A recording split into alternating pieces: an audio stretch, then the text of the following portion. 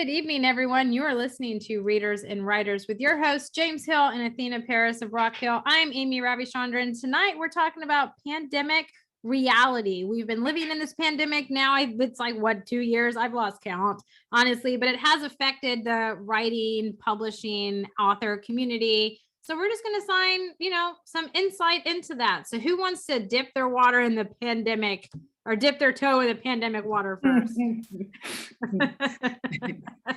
James, it's you. Don't all jump in at once, okay? Don't all jump. We're still laughing at that last thing about the water. and the reality of water, it is wet or something like that. Yeah. Okay, so Amy, I got a question for you. Let me throw it back to you. Okay. Since you are our advertising marketing expert here, how has the pandemic really affected marketing? Because we're not out there doing too much. So we're starting to get back to live stuff now. Right. We're going back to Miami, which is going to be cross your fingers. But as a marketing expert, and how has it affected your job or your world? So I would say in terms of like marketing and advertising, in terms of online, it's raised prices, right? It's always been a pay to play kind of market online when you're doing advertisements and stuff like that.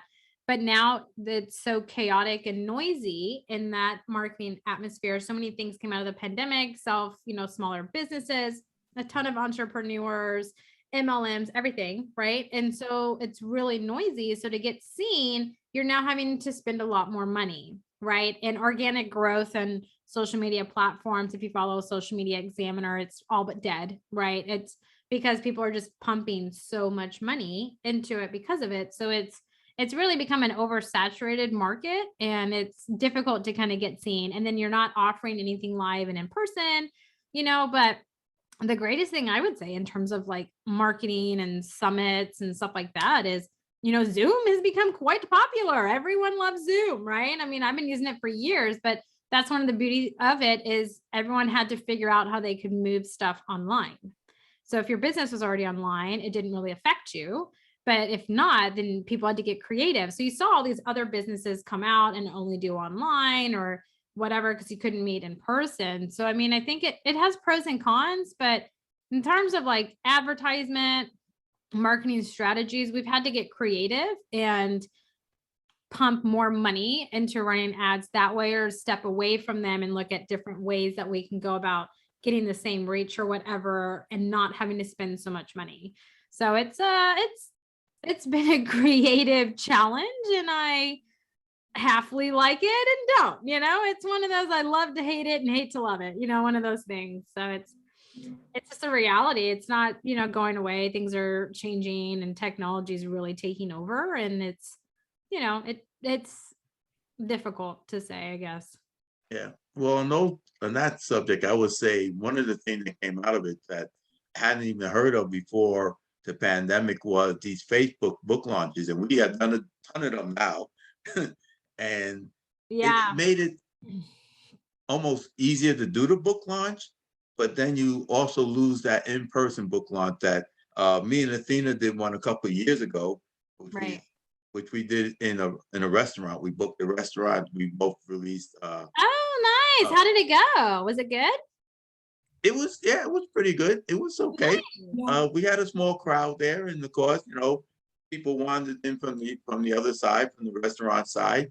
And it's what traditionally book launches look like. Right. Yeah, they were in person at events, lavish halls, restaurants, whatever, people's houses. I attended one of those when I first started working with Sandy. She did an in-person book launch at her house, hosted it, had all this food. And that was my first and last one that I went to. We moved online, shortly after that. And that was, oh man, I don't know, six years or so ago. But I mean, I'm a millennial, and I've grown up online, and online is my comfort zone, my not safe haven, because online's dangerous, right? So, but it is in a sense, it's better for me. I've never attended when, just as a reader, a book signing or anything like that. I didn't have any interest in it. But online, I feel like you get nationally known instead of just known in your community, which there's nothing wrong with that. I encourage that. I feel like that's where you should start, is being known in your community and then go on a broader scale.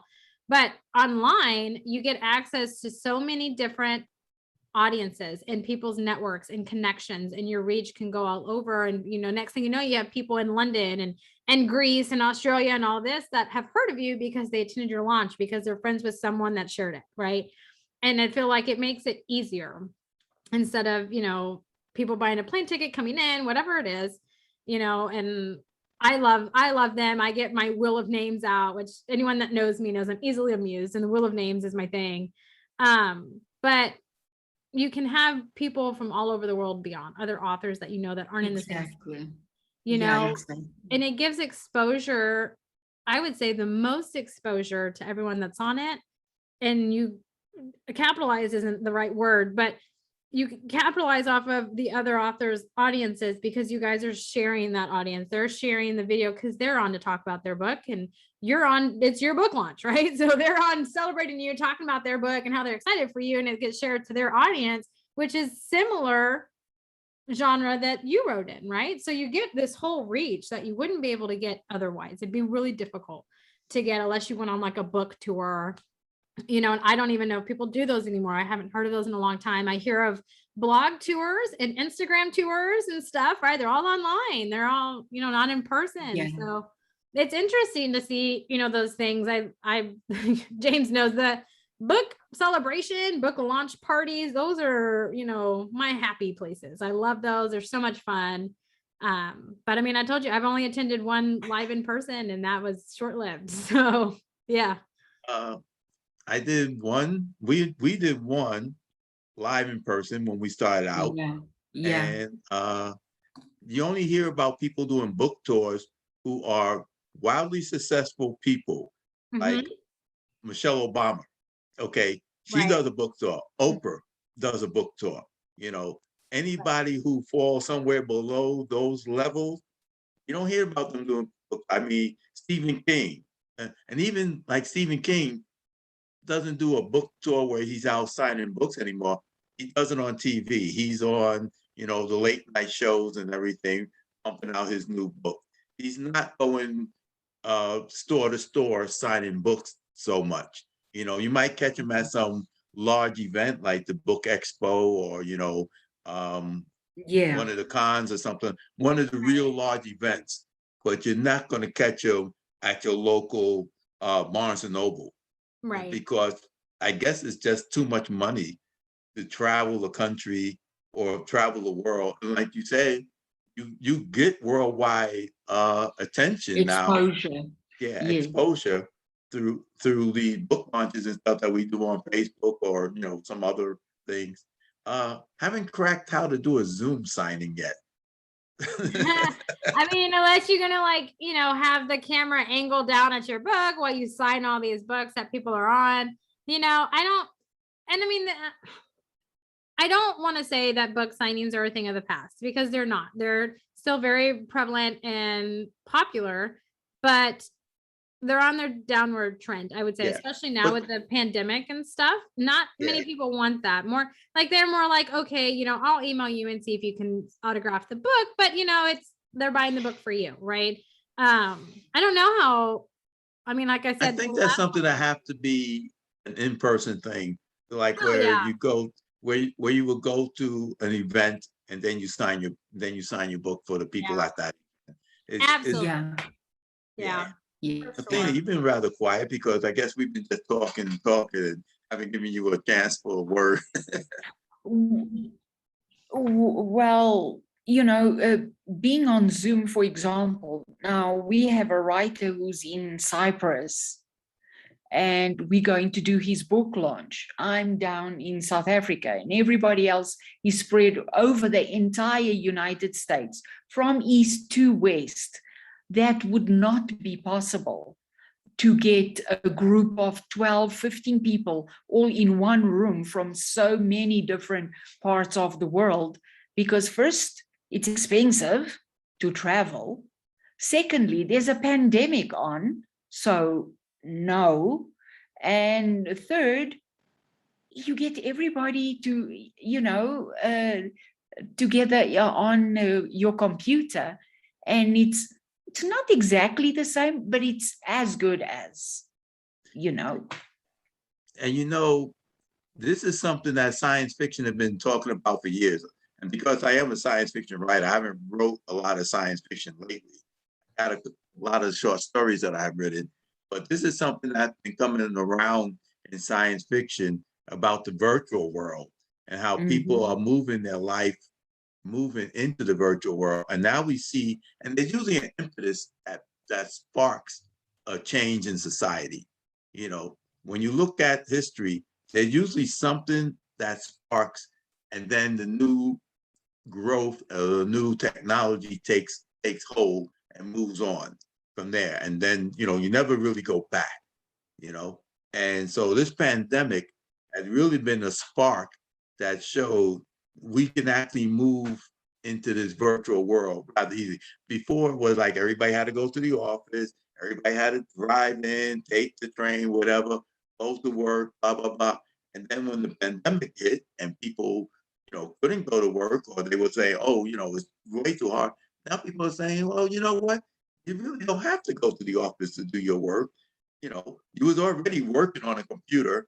Right. And sitting in this little cubicle, not really talking to anybody else, maybe shouting over the wall or something to your buddy in the other cubicle.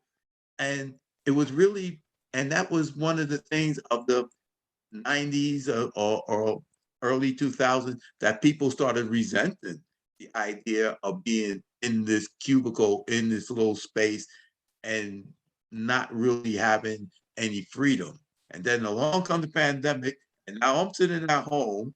I'm still away from everybody else, but I have freedom, and I'm still doing the same amount of work. Right. Basically. That's one of the beautiful things that came out of it, right? I mean, you can, whatever side of reality you fall on in the, pandemic, one of the beautiful things that came out of it is everybody realized that they could do their job from home. That's the greatest thing. Yeah. Everybody, you all realized you just had to have, business professional up top and you're gonna have party on the bottom, right? I mean, that's right. As long as you looked good from the waist up, no one cared. Just don't get up, okay, and walk off. That's the thing to remember. Don't stand up. Or clarify, clarify. But I think it's one of those. That's one of the beautiful things that's come out of the pandemic, and I think one of the things that has helped authors a lot in the pandemic is having the things continue, but virtually, and I think that that's one of the greatest things to come out. I mean, technology is not going away. I'm a lover of technology. I'd always dive into new things. That's what I do. And it's not going away. If anything, the pandemic put it on a bullet train on how fast it's going to, I guess, I want to say about like evolutionize, but I don't even know if that's the right word. I'm not even, words aren't my thing, people. But it just expressed how quick it was going to get, right? And how far we could get and how rapid things change. I mean, algorithms and social media and any marketing, Amazon, all those, were changing. At first, it was every 6-9 months. I mean, now you're looking at a different algorithm every month. AIs and all of these things. And all of these things were a bullet train during the pandemic, right? And so it's one of the beautiful things that's come. We've connected with people all over the world. We wouldn't be able to do that otherwise, So it's a beautiful thing, I would say, for sure. Yeah, I would like to say that as writers, we were already used to working on our own. And so the pandemic really didn't affect us so much in our reality, because in our reality, we're creating our own reality. Right. We're already working, as solo, but it gave us another outlet to our reality because we were able to connect with so many more people who are now in our world. It's not like, it's like the outside world invaded the writer's world. Right. They get to see how, so when you're sitting at the computer writing, it's not really just you alone. It's you plus whoever you bring in. And now people see that in actual reality when they go on Zoom or when they're doing newsletters and, sending things out and online here and online there, they see, oh yeah, there's another whole world out there. And I don't necessarily have to know any of these people, but I do know them to a certain extent. Right. And that's what writers are like. We create a world where we know people that don't actually exist in our personal space. I love that. I love that. We're going to end on that note because that's so beautiful and a beautiful way of saying that. So you guys, you have been listening to Readers and Writers, and we hope you have a fantastic evening. Stay healthy, stay safe, and we'll catch you all next week. Thank you.